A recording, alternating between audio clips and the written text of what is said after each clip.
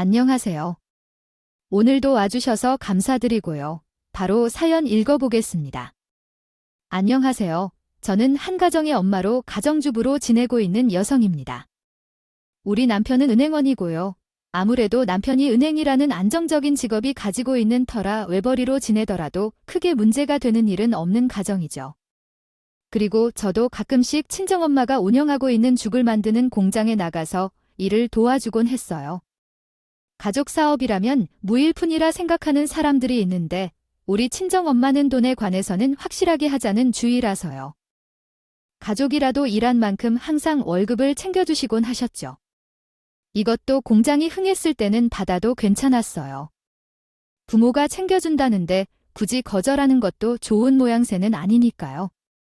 그런데 최근에는 죽 공장도 예전 같지가 않고 매출도 전보다 많이 떨어진 상태였거든요. 엄마는 제가 모를 거라 생각했던 것 같은데 근처 이웃들이 아르마를 이야기하면서 결국 제 기회까지 들어오게 되었죠. 요즘 엄마의 죽 공장이 잘 되지 않아서 단골들만 주문을 받는 것 같다고 말해요. 사실 예전보다 많이 부르지 않아서 매출이 적어졌나 싶은 생각은 하고 있었지만요. 엄마 요즘 공장 상황이 많이 안 좋지 않아요. 나 이렇게 엄마한테 월급 받고 일해도 괜찮은 거야? 나 엄마가 힘들게 벌고 사는데 나한테 월급 안 준다고 뭐라고 하는 사람 아니에요? 그러니까 나한테 속 시원하게 털어놔봐. 은근슬쩍 공장에 갔던 나의 점심을 먹으면서 엄마에게 말했죠. 처음에 엄마는 그런 일 없다며 모른다고 했어요.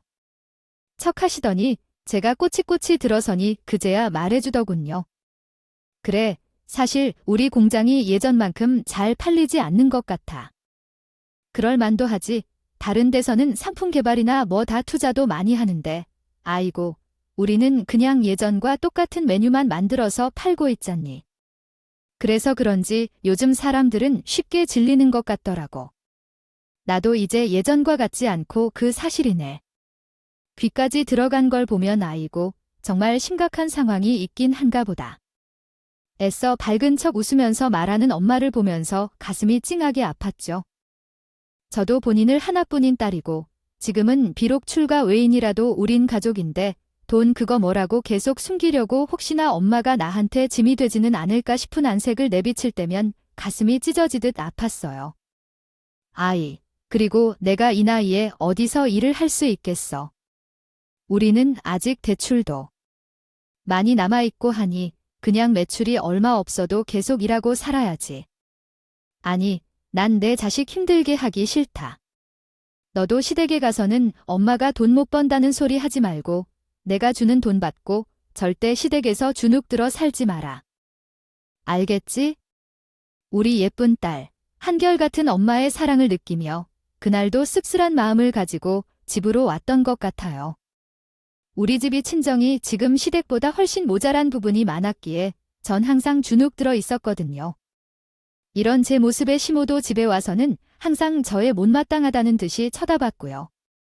친정엄마도 이런 사실을 알고 있었기에 더 제게 도움이 되어주고 싶었던 것 같네요. 시모가 집에 오면 항상 하는 말이 있었어요. 난 도대체 어떻게 돼? 내가 집에서 하루 종일 애만 보고 있니네, 남편아. 우리 아들이 밖에서 얼마나 힘들게 일하고 있는지 알아? 너 없는 집에 데려다가 결혼시켜줬으면 집안에 도움은 되어야 할 거 아니냐? 은행원인 우리 아들만 힘들게 할 셈이야. 아니, 어떻게든 밖에 나가서 돈이라도 좀 벌어오던가. 시모는 집에서 애만 돌보는 제가 보기 싫었던 거죠. 그래서 집에 오는 날이면 자기 아들은 은행원에다가 안정적인 직장을 가지고 있는데 항상 돈도 안 벌고 집에 있는 제가 한심하고 쓸모없다며 막말을 퍼붓기 일쑤였어요. 저희 시댁에는요, 남편 위로 시누가 둘 다 있었거든요. 시누들은 둘 다 맞벌이를 하고 있었고요. 이런 상황이다 보니 시모가 항상 집에 와서 그 난리를 쳤던 겁니다. 제가 참지 못했던 그날도 여전히 이런 소리를 짓거렸고요. 얘야, 너는 어제 애 키우는 게 벼슬이지. 대한민국에는 너만 키우고 있어? 아이고, 우리 딸들도 애 키우면서 일만 잘 나간다. 그런데 넌 왜 못하는 건데? 막말로 애 보는 게 일이냐? 그냥 집에서 띵가띵가 노는 거지. 하여튼 이래서 수준 낮은 것들 드리는 걸 반대했던 건데 아휴. 우리 아들은 너무 착해서 탈이라니까 매번 참아오다가 그날은 저도 왜 그랬는지 모르겠어요. 저는 시모의 말을 듣고서 순간적으로 치밀어 오르는 화를 참지 못해서 큰 소리로 말대꾸를 했죠. 어머니, 제가 마냥 집에서 노는 것처럼 보이세요? 어머니도 아이 셋이나 키우셨으면 아실 거예요. 애 키우는 일이 얼마나 힘든지요. 그리고 요즘은 옛날이랑 달라서 그냥 부부 중 한 명이 일을 쉬고 집에서 아기도 해보는 게 오히려 남는 장사예요. 어머니는 알지도 못하면서 옛날과 지금은 달라도 너무 다르다고요. 제가 큰 소리를 내니 처음에는 움찔하던 시모는 이날 자기가 더 화가 났다는 듯이 소리를 쳤어요. 이, 너는 며느리라는 애가 우리 귀한 아들을 데리고 갔으면 모시고 살아야 될 것 아니냐? 그런데 뭐가 어쩌고 저쩌고. 지금이랑 옛날은 달라서 나는 아무것도 모르는 천치라고 내가 하는 말에 요점이 그거 아니냐? 그리고 내 딸들도 하는 일을 너는 못한다고 내 앞에서 말하는 거냐? 포르장머리는 이렇게 없어서야 너희 집에서 그렇게 가르치던 저는 실무가란 친정을 욕하는 소리에 더 화가 나서 말했어요. 어머님 말씀이 좀 지나치시네요. 왜 저랑 어머니 사이에 이래 친정을 끌고 들어오시나요? 그리고 막말로 제가 나가서 일을 한다고 하더라도 그 돈이 다 베이비시터에게 나가는 건 아세요? 요즘 애 돌봐주는 사람한테 얼마나 많이 주어야 하나요? 본인, 아들, 편안하게 지내도록 제가 나가서 일하려면 어머님이 우리 애들 좀 돌봐주시던가요? 하물며 지금 집에서 일도 안 하고 떵떵거리면서 노는 사람은 제가 아니라 정작 어머님이시잖아요. 제 말은 틀린 부분이 없었거든요. 지금 양과 모든 사람을 통틀어서 진정으로 노는 사람은 시모가 유일했죠. 제가 사실을 말하니 시모는 발끈하면서 갑자기 우리 친정엄마를 들먹이면서 달려들더군요. 내가 놀고 있다고 그러는데 엄마도 집에서 놀고 먹고 있잖냐. 네가 낳은 자식이니 너희 엄마한테 나 봐달라고 해야 마는 거 아니냐? 그리고 내 엄마가 우리 아들한테 받아간 게 얼만데. 그걸 그냥 앉아서 꿀꺽하시겠다 그러면 안 되지. 정글하고 싶으면 내 아들한테 빚졌던 거 모두 갚던가. 너희 엄마가 못 갚으면 너라도 일을 해서 우리 아들한테 갚아야 할 거 아니냐? 돈 관계는 확실히 해야 하는 거 아니냐? 너희 집 가온이라면서 저는 시모의 말에 화가 나도 참으며 입을 꾹 닫고 있을 수밖에 없었어요. 제가 이렇게 물러서는 모습을 보더니 시모는 콧방귀를 뀌면서 내가 그럼 그렇지 어딜 기어올라 하는 느낌으로 비웃고 저희 집을 나갔죠. 시모가 말했더니 말이 무슨 뜻이냐 하면요. 결혼 초에 우리 엄마가 무릎을 다쳤거든요. 평소에도 상태가 좋지 않아서 아이고 다리야를 입에 달고 사시던 분이었는데 오랜 시간이 지나니 무릎이 이제 비명을 지른 거겠죠. 그래서 결국에는 수술까지 가야 했어요. 그런데 저는 모아두었던 돈을 모두 결혼자금으로 사용해버린 상태였고요. 돈이 없으면 수술도 받지 못하고 다리에 장애가 남을 수 있다는 말에 여기저기서 빌려보려고 노력했지만 제 상황을 알고 있던 친구들은 쉽게 돈을 빌려주지 않았죠. 친구라고 생각했던 한 명은 이렇게 말했어요. 얘야, 솔직히 생각해봐. 너도 같은 상황이면 나한테 돈 빌려줬겠어?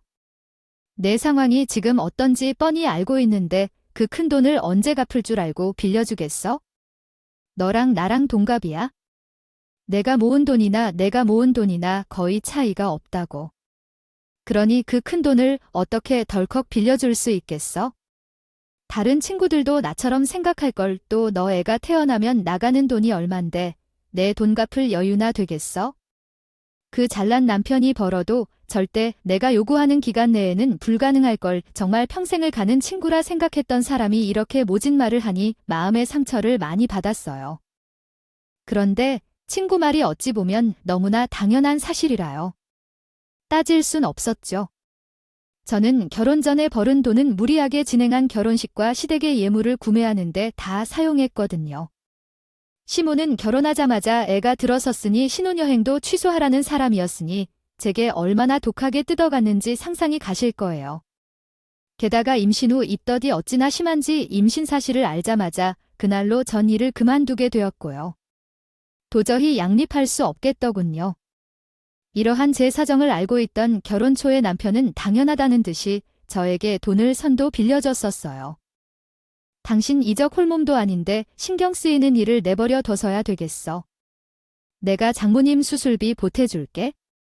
그래도 내가 당신보다는 좀 더 벌었잖아. 그 정도 여유는 충분히 돼.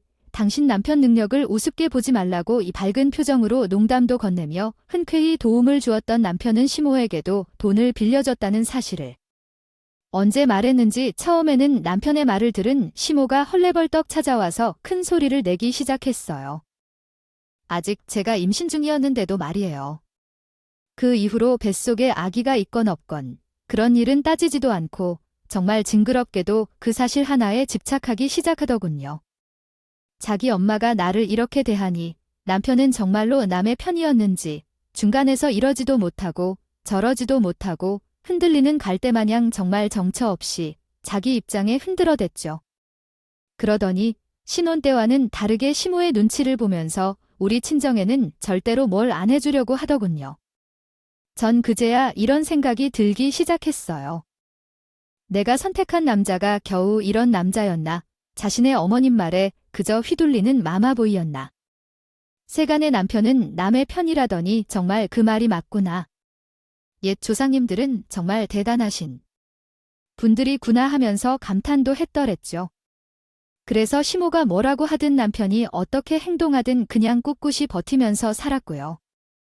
그런데 시모는 제가 육아로 지쳐서 잊어버릴만 하면 집에 찾아와서 말했어요. 너희 엄마 수술비로 빌려줬던 돈 언제 우리한테 준다니? 작은 돈도 아니다. 수술비가 자그마치 700만 원이었어. 그 돈이면 사회에서 작은 일은 어떤 거라도 할 수 있는 정도다. 그런데 이렇게 늦어져서야 되겠어? 그렇다고 연을 맺은 사이에 우리 아들이 이 자리를 바라는 것도 아닌데. 이건 정도가 너무 심한 것 아니냐? 사돈이 갚을 계획은 세우고 있는 거지? 마치 우리 엄마가 돈을 떼먹고 달아나는 사람처럼 말했어요. 돈은 언제 갚니? 갚을 계획은 어떻게 하고 있니? 등 정말 다양한 말을 하면서 사람 피를. 말이 서툴러서 죄송합니다. 요청하신 부분을 수정하여 다시 작성하겠습니다. 말이 안 되겠네요. 그러니 저도 자연스럽게 시몬에게 정이 떨어져 갔죠. 물론 결혼한 후 저에게 한 행동을 생각하면 쌓일 만큼 없었지만요. 그리고 시몬은 어찌나 욕심이 많은지. 어느 날 아이가 쉽게 잠이 들었던 터라 청소를 하려고 다목적 실문을 열었다가 어이가 없었지 뭐예요. 시끄러운 소리가 들리면 아이가 잠에서 깨니 소음이 적다는 제품을 큰맘 먹고 시집올 때 하나 장만해서 들어왔거든요. 집이 그리 넓지는 않으니 다목적실에 청소기를 세워두고 다녔고요. 그런데 그 청소기가 다목적실이 없는 겁니다. 그때 문득 떠오른 게 시모가 청소를 한다면서 사용한 사실이었죠. 저는 그 길로 바로 시모에게 전화했어요. 어머니, 혹시 저희 집에 있던 청소기 들고 가셨어요? 그거 애가 깨니까 소음 적은 제품으로 제가 일부러 찾아서 구매한 제품이란 말이에요. 제가 생각해보니까 저번에 어머님이 사용하고 난 뒤로 한 번도 청소기를 본 적이 없었던 것 같아서요. 처음에는 발뺌하던 시모는 제가 계속 어디에 뒀느냐 그때 이후로는 우리 집에서 청소기 소리가 들린 적이 없다. 그동안 청소는 어떻게 했느냐 하면서 물어보니 그제야 사실을 말하더군요. 그게 그렇게 비싼 제품인지 내가 어떻게 아니 써봤는데 소리도 작고 참 괜찮더라고. 그래서 내가 우리 첫째 딸 집에 갖다 뒀다. 왜 그게 그렇게 아깝니? 우리 아들이 돈도 많이 버는데 뭐가 아깝다고 그래? 너 혹시 우리 아들이 버는 돈을 허투루 쓰고 있는 거냐?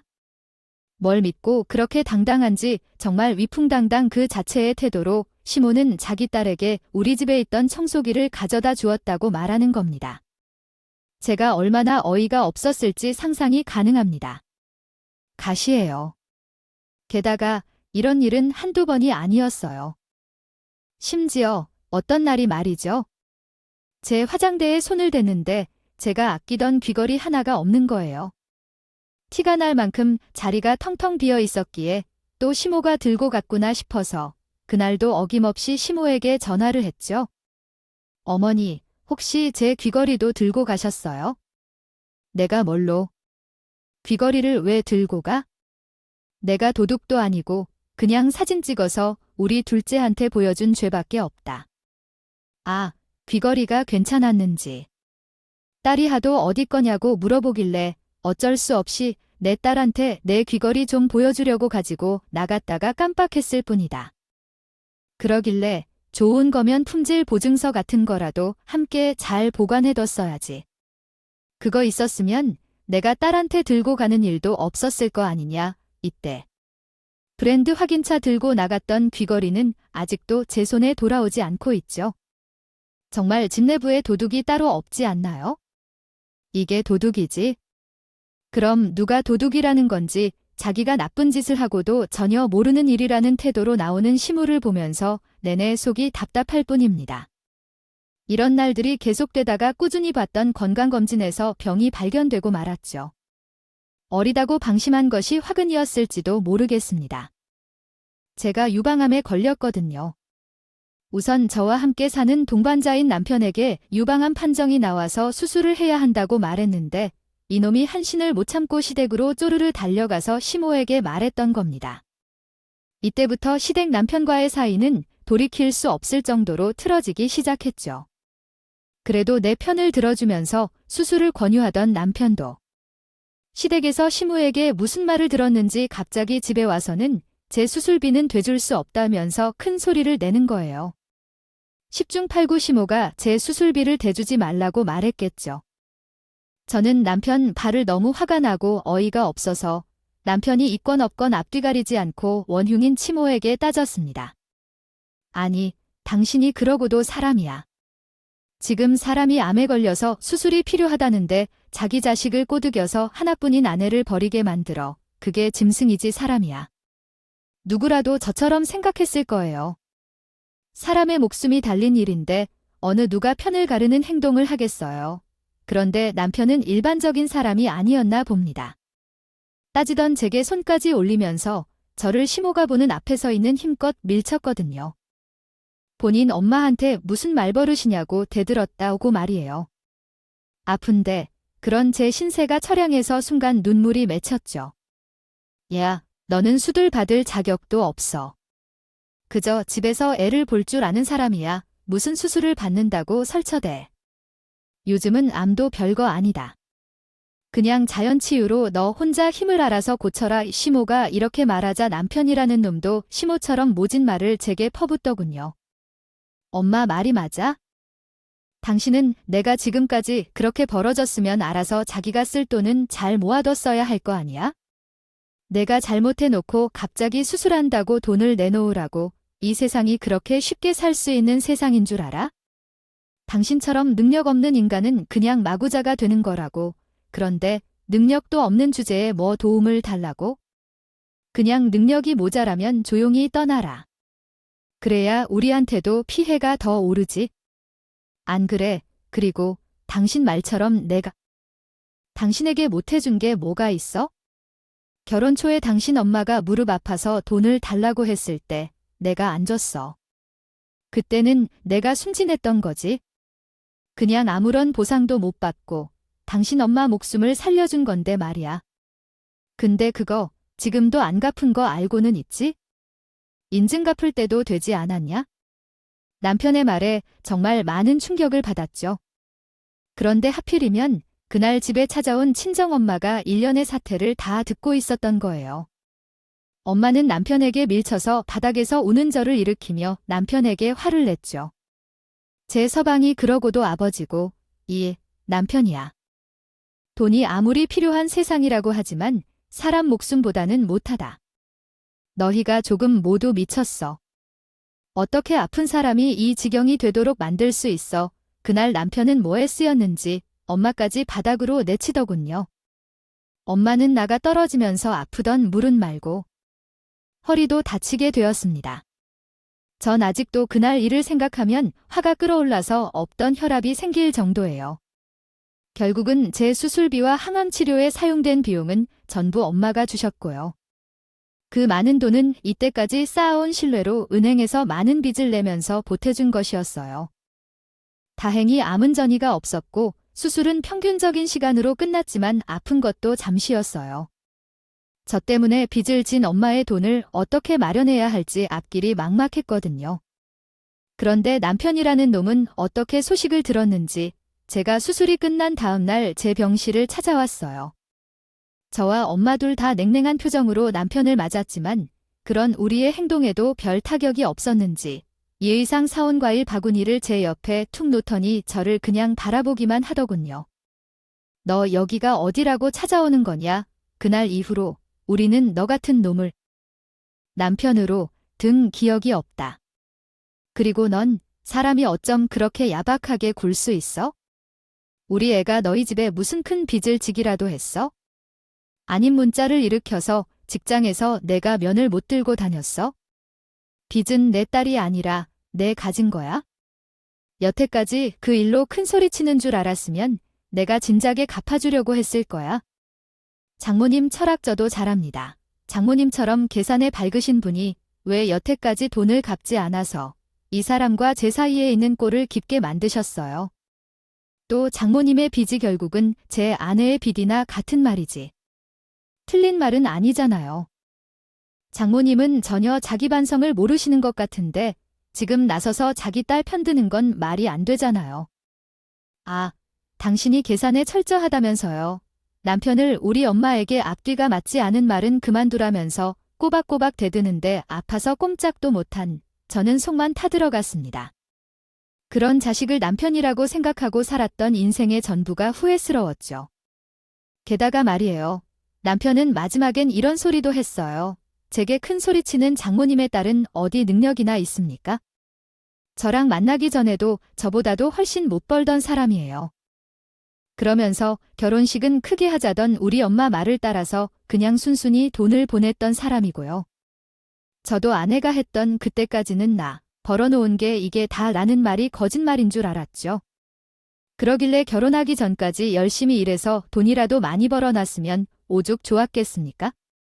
장모님도 똑같고요. 돈이 없는 사람이 애초에 보험이라도 제대로 들어두셨어야죠. 돈도 없는데 이렇게 아플 때는 어쩌려고 그래요? 아, 내가 돈을 잘 보니까 대줄 거라고 생각했나요? 웃기지도 않는 소리. 마쇼요. 이제 제 돈은 한 푼도 그쪽 가족들에게 줄 생각이 없으니까 말하는 사람이 남편이 맞는지 의심이 될 정도였죠. 아, 이거 어떻게 연을 맺고 한 식구가 된 아내에게 편가르기를 할 수 있나요? 전 그런 남편이 정말 사람 같지 않아 보였어요. 마치 돈 하나만 아는 괴물처럼 보였죠. 그날 이후에도 남편은 종종 얼굴을 비치고 갔어요. 그것도 우리 엄마에게 돈은 언제 갚을 거냐며 제 수술비 대출은 있고 사위 돈 갚을 돈은 없냐고요.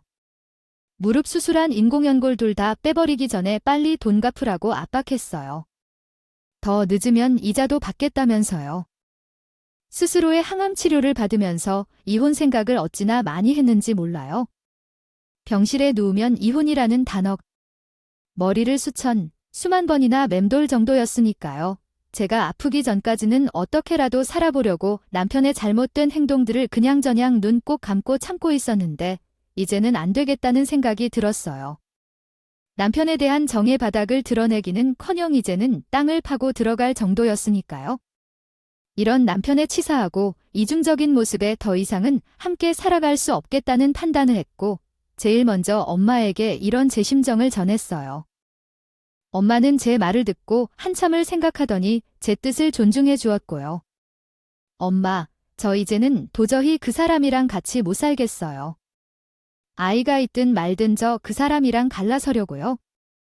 처음부터 엄마가 많이 응원해줬던 결혼이었는데 결과가 이렇게 돼서 정말 죄송해요. 내가 죄송할 게 뭐가 있냐네. 시댁 사람들이 전부 인간 같지 않은 사람이잖아. 그리고 사과는 오히려 내가 해야지. 한 살이라도 더 많이 먹은 내가 사람 보는 눈이 너보다는 훨씬 나았을 텐데 애초에 그런 인간을 걸러내지 못했던 내 잘못이야. 그리고 이왕 일이 이렇게 되었으니 너도 이제는 집에서의 얽매이지 말고 내가 하고 싶은 일을 해라. 이 엄마는 항상 내 뒤에 있었던 사실도 잊지 말고 괜히 부모가 아니다. 내가 새로운 인생의 길을 선택했으니 뒤에서 지켜봐 줘야지. 항상 제 뒤에서 응원하겠다는 엄마의 말이 어찌나 가슴에 와 닿았는지. 그날은 울지 않으려고 했는데도 눈에서 나도 모르게 눈물이 뚝뚝 떨어졌죠. 그렇게 결국 이혼 결정을 내린 저는 남편을 찾아가서 이혼 서류를 내밀었습니다. 나 당신하고 이혼하고 싶어. 우리 이렇게 살 바에는 그냥 갈라서. 그게 당신도 좋고 나도 좋지 않겠어. 그리고 우리 엄마 수술비로 줬던 돈은 내가 어떻게든 1년 안에 이자까지 쳐서 갚아줄게. 나도 당신의 더러운 돈 필요 없으니까. 근데 남편은 되려 이혼은 절대로 안 된다면서 이야기를 하는 거예요. 모순 이혼 소송이라도 하게 절대 못하지. 이혼하면 내 눈, 당신도 분할 받는 거 아니야. 애를 키워줬다는 명목으로 그냥 이혼하려면 뱀 몸으로 조용히 나아가라에 데려갈 생각도 하지 말고. 그런데 더 웃긴 것이 우리 옆에 앉아서 듣고 있던 시모가 남편의 말에 더 펄쩍 뛰는 거예요. 아니, 너는 생각도 없이 말을 내뱉어야 야 애들은 내가 데려가라 은혜 능력 있는 아들씨를 가져가는 건 탐탁지 않기는 한데 내가 애들을 데려가야 우리 기준이가 새 출발할 때 걸림돌이 없지 않겠어? 누가 애 딸린 남자랑 결혼하려고 하겠니? 그래 그러니까 능력이 없어서 결혼 못할 리가. 데려간 게 맞는 말이지. 남편 놈은 줏대도 없는지. 자기가 뱉은 말은 기억도 못한 채 그저 옆에서 고개만 끄덕거리고 있더군요. 가당치도 않는 말을 내뱉는 신호를 보고 저는 그 자리를 박차고 나갔어요. 그 뒤로는 남편 시모와의 전쟁이었습니다. 둘은 엄마 일을 돕던 저를 계속 찾아와서 괴롭히더군요. 남편은 본인이 시모의 말처럼 새 출발을 해야 하니 애는 제가 키우라고 말이죠. 그러면서 여태까지 저 혼자서 키워온 자식이니 자기 자식은 아니라는 뜻이 말했어요. 남편의 이런 태도에 저는 슬슬 자식들 걱정이 되었습니다. 제가 쉽게 물러나지 않고 소송에 이기더라도 내 자식들은 굉장히 불행한 삶을 살아가겠구나 싶었죠. 그래서 결정할 수밖에 없었어요. 남편과 시모가 요구하는 조건에 따르기로 말이죠. 결국 저는 모든 재산을 포기하고 양육권만 챙겨서 남편과 이혼하게 되었어요. 물론 이혼 소송을 통해서 양육비를 받아내는 방법도 있었는데 배움이 짧다 보니 그때 당시에는 그런 법이 있는지도 제대로 알지 못했죠. 또 사실적으로 그때는 수중에 정말로 돈이 단 한 푼도 없어서 하루 벌어서 하루 먹는 삶을 살고 있었거든요. 그러니까 남편은 이기기 위한 변호사를 선임할 돈도 충분하지 않았죠. 거기에 저와 같이 경제적으로 부족해서 법적인 도움을 받기 어려운 사람들에게 도움을 주는 변호사가 있다는 사실도 뒤늦게 알았고요. 그때 알았더라면 아이들의 양육비 정도는 어떻게 받아보려고 노력했을 텐데 그러면 아이들은 배를 굶고 살지는 않을 테니까요. 그때는 그 정도로 힘들었어요. 이혼 후의 삶은 정말 거지가 따로 없었거든요. 엄마를 도와서 일은 나갔지만 집에 있는 아이들이 부르면 얼른 달려가야만 했죠. 그래서 나갔던 일은 잘리기 일쑤였고요. 그렇다고 제가 아이들을 챙기지 않을 수 없었기에 울면서 다시 일을 찾고 이 일들을 계속 반복하면서 살았어요. 왜 이렇게 했느냐고요? 당연히 돈이 없었기 때문이죠. 아직 학교도 가지 않은 아이들을 맡길 수 있는 곳은 거의 있지도 않았을 뿐더러 찾아도 쉽게 들어갈 수도 없었고요. 그렇다고 아이들을 일터에 데리고 나가자니 가게 사장님들이 싫어하고 이러지도 저러지도 못하는 생활이 반복되었어요. 이때 아이들에게 정말 미안했어요. 엄마라는 사람이 제대로 된 끼니도 차려주지 못했고 어린 아이들의 곁을 지켜주지도 못했으니까요. 애들 입장에서도 이상하다는 생각이 들었을 거예요. 전 남편과 같이 살 때는 이런 적이 한 번도 없었으니까요. 나 같아도 풍족했던 그때로 돌아가고 싶다고 생각했을 거예요. 하지만 정말 고마운 것이 아이들도 제가 열심히 노력하는 걸 알았는지 크게 투정을 부리거나 떼를 쓰는 일이 없었습니다. 이렇게 어린 아이들인데 다 큰 성인인 저를 자기들 나름대로 해석하고 이해해 주었던 거죠. 그런 아이들을 생각하면서 저도 힘을 더 냈던 것 같고요. 그러다 더 이상은 이렇게 살면 답이 안 나오겠다 싶더군요. 그래서 그동안 전기세가 부담이어서 문을 닫았던 쭉 공장을 다시 살려보겠다 다짐했어요. 공장이 잘 되던 당시 노하우는 엄마에게도 남아 있었으니까요. 엄마도 그런 제 이야기를 듣더니 흔쾌히 같이 공장에 살려보자고 손을 잡아주었어요. 역시나 사람이 죽으라는 법은 없었는지 옛날에 엄마 죽을 사 먹던 단골들이나 공장 주위의 이웃들이 저희에게 많은 도움을 주었습니다. 심지어 이런 분도 있었어요. 그분은 도시락 공장을 근처에서 운영하고 있었거든요. 거기 아니지? 주 공장 내 제사장 도전이 아직도 많이 힘들다. 내가 주 공장 그저 돌아다니면서 거기 집에 애들을 우연히 봤는데 애들이 노래에 비해서 너무 작더라고. 식사는 잘 챙겨주고 있는 거야? 집안 어른들이 항상 밖에 나가 있는데 자기들끼리 알아서 차려 먹어. 전 그 도시락 공장 사장님의 말에 그렇다고 말할 수 없었어요. 사실 저랑 어머니는 밖에서 일하기 바빠서 애들한테는 인스턴트 음식을 데워 먹으려고 하고 있어요. 다행히 불이 없어도 되는 상품들이 많으니까요. 또 요즘은 전자레인지로 먹을 수 있는 것들도 많잖아요. 그런 제 말에 들은 도시락 공장 사장님의 아내분은 제 등을 크게 한번 툭 때리더니 소리쳤죠. 아니, 애들한테 그런 영양가 없는 걸 먹이면 어떡해? 역시 애들이 작은 이유가 있었구먼. 아예 안 되겠어? 내가 애들 도시락 매일 점심, 저녁으로 챙겨 줄 테니까 애들 먹여. 그래도 인스턴트 식품보다는 우리가 만드는 도시락이 더 영양가 있지 않겠어? 웃으면서 말하는 사장님 부부의 모습에 저는 감사의 말로만 답할 수밖에 없었어요. 공장에 금전적인 도움을 주신 분들도 많았지만 특히나 우리 아이들까지 신경 써준 도시락 공장 사장님 부부는 지금까지도 친하게 지내고 있습니다. 하여튼 도움을 받아 새로 시작한 죽 공장에서는 요즘 트렌드를 따라서 아이 이유식을 제작하게 되었어요. 물론 처음부터 이유식을 떠올린 것은 아니었죠. 엄마는 옛날처럼 그냥 성인을 대상으로 하는 죽을 만들자고 했거든요. 그래서 어떻게 할까 고민을 하던 저는 근처 공원에서 그동안 놀아주지 못했던 아이들과 함께 놀면서 생각에 빠지곤 했어요. 그때 들어온 것이 바로 주변에서 놀고 있던 아이를 가진 부부들이었어요. 그들은 하나같이 아이를 위한 이유식을 인스턴트 식품처럼 뜯어서 먹이고 있더군요. 저는 생각지도 못한 일이었어요. 인스턴트는 몸에 나쁘다는 편견을 가지고 있었으니까요. 그때 바로 이거다 싶었죠. 이렇게 사업 아이템을 정하고 난 뒤로는 일사천리로 일이 진행되었습니다. 엄마는 옛날 한가락했던 실력을 뽐내면서 엄선된 재료로 이유식을 만들었고 그 이유식은 우리 아이들이 평가하면서 제품의 완성도를 높여갔죠. 처음에는 이렇게 만든 제품이 완성도가 있었기 때문에 잘 팔릴 거라고 생각했어요. 하지만 그건 저의 큰 오산이었죠. 요즘 같은 시대에 마케팅 없이는 제품을 파는 것도 쉬운 일이 아니더군요. 그래서 국비 지원을 받아서 마케팅 수업을 들어가면서 이유식 사업을 진행하곤 했어요. 이때 인터넷 사업을 접하게 되었고 저는 무리를 해서라도 오프라인 매장 대상이 아닌 온라인 사업으로 점점 사업을 확장시켜 갔습니다. 그런데 정말 다행히도 이게 히트를 친 거죠. 온라인에 메인으로 하는 만큼 다양한 SNS 계정에 우리 제품을 홍보하고 맘카페에도 체험단을 모집해 이유식을 널리 알리려고 노력했어요. 그런 노력 끝에 엄마들 사이에서는 좋은 재료로 만드는 맛있는 이유식이라는 타이틀을 얻게 되었고 이 입소문 덕에 한 대행사에서 연락이 왔죠. 자기네들 소속 인플루언서와 콜라보를 해서 함께 판매하자고요.